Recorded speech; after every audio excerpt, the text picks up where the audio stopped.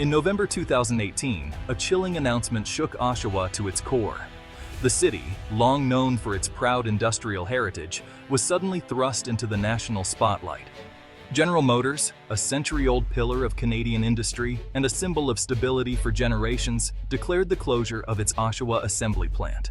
For over 100 years, this plant had been more than just a workplace. It was a source of pride, a foundation for families, and a beacon of hope for the entire region. This wasn't just a factory. It was the heart of a community, pulsing with the stories and dreams of thousands of workers and their families. Every shift change echoed with the footsteps of people who built their lives around these gates. The shutdown felt like a deep betrayal, especially after GM had received billions in Canadian bailout money during tough times. Many wondered how loyalty could be so easily discarded, and why promises made in boardrooms didn't reach the factory floor. Nearly 3,000 jobs were at risk, threatening to turn a once thriving city into a ghost town overnight. The ripple effects would be felt in every corner of Oshawa, from local diners to schools and small businesses. The decision was a stark reminder of the vulnerability of Canadian workers to distant, faceless corporate decisions made in faraway boardrooms. It highlighted the growing disconnect between executives and the people whose lives depended on their choices. Instead of holiday cheer, families faced unemployment and uncertainty. The joy of the season was replaced by anxiety, as parents wondered how they would provide for their children in the months ahead. The GM job was a promise of stability, a steady paycheck, and a future, now broken. For many, it meant starting over, searching for hope in a landscape suddenly stripped of opportunity. The closure was not just economic, it was a challenge to Canada's industrial identity. It raised questions about the future of manufacturing in the country and the value placed on Canadian workers. But this time, there was defiance in the air. The people of Oshawa refused to accept defeat quietly. The closure became a powerful symbol of resistance against unchecked corporate power. Workers, families, and supporters united, their voices growing louder with every passing day. It was a test of whether Canada could stand up for its people, and whether the government would defend the communities that built the nation's prosperity. The stage was set for a fight, one that would pit a determined community against a global giant. Local leaders, union organizers, and everyday citizens came together, determined to make their voices heard.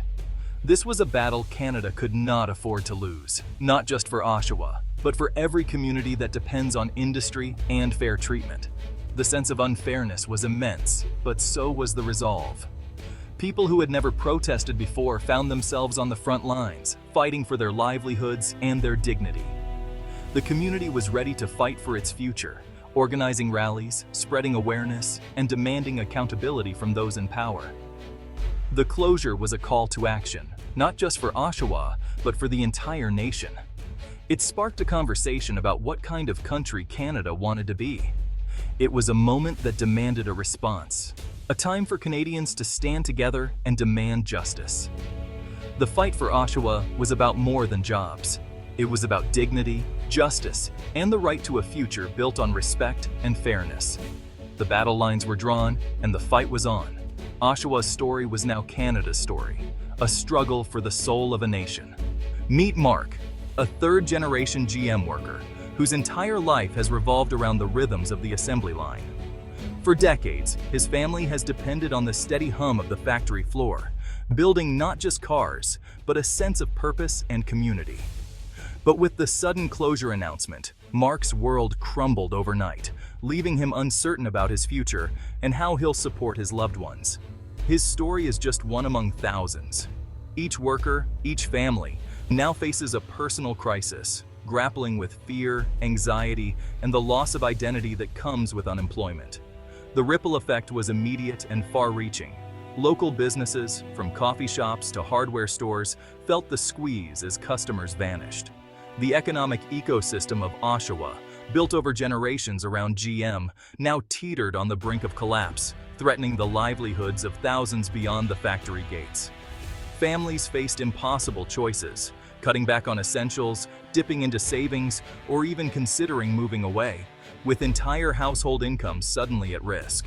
The psychological toll was immense, eroding the community's sense of security and belonging, as neighbors gathered in support groups, searching for hope. Property values wavered, schools faced budget cuts, and public services struggled as funding threats loomed over the city's future. The United Way braced for a double hit: reduced funding from donors and a surge in families seeking help, stretching resources to the limit.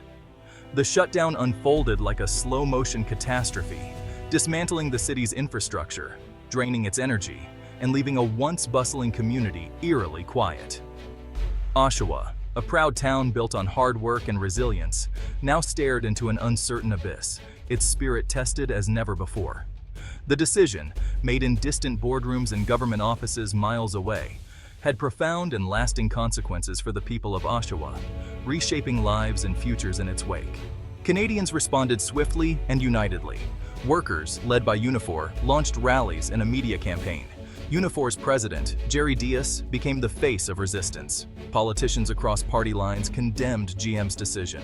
The campaign included a strategic boycott of GM vehicles made in Mexico. A powerful Super Bowl commercial brought Oshawa's plight to millions. The fight became a national issue, with widespread public support. The entire country stood with Oshawa, transforming a local crisis into national solidarity. Behind the scenes, negotiations were tense, with every word and gesture carrying weight. The atmosphere in the boardroom was thick with anticipation, as both sides knew what was at stake. GM executives stood their ground, firmly citing a global shift in vehicle demand and the need to adapt to changing markets. They emphasized the challenges facing the industry worldwide, but Canadian negotiators refused to accept a simple payout or a quick settlement.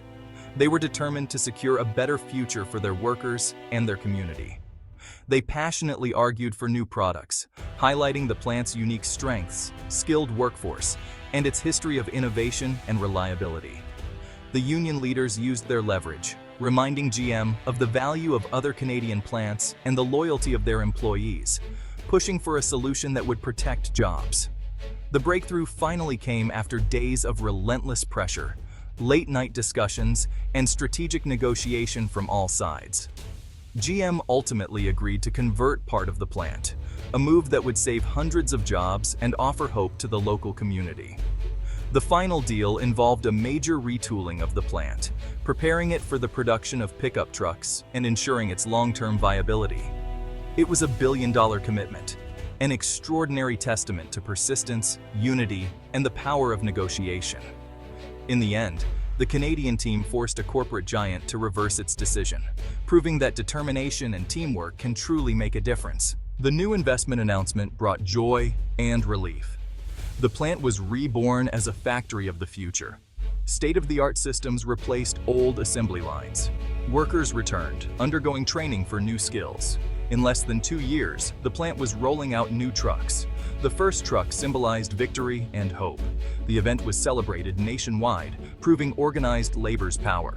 The plant's success showed Canada's manufacturing future was bright. The rebirth was a story of resilience and community strength. It changed the narrative from decline to renewal. The victory resonated beyond the factory gates. It was a reassuring message that jobs and communities mattered. The success gave hope to workers in other industries. The local economy revived, with businesses thriving again. The city's tax base was restored, supporting public services. The win demonstrated the power of unions and collective action. It reinforced national pride and capability. Canada stood its ground and won against a corporate giant. The success story inspired a sense of empowerment. It showed Canada could fight for its industrial future. The Oshawa saga reshaped Canada's relationship with multinationals. It set a new precedent for corporate responsibility. Companies must invest in communities and respect the workforce. The victory provides a blueprint for future economic shifts. The Oshawa model shows transitions can be managed collaboratively. It offers hope and lessons for other communities. The story is about Canada defining its own future. The relationship with big companies is now a two-way street. Canada has shown it is not powerless against global challenges. By standing together, Canada can emerge stronger and more resilient.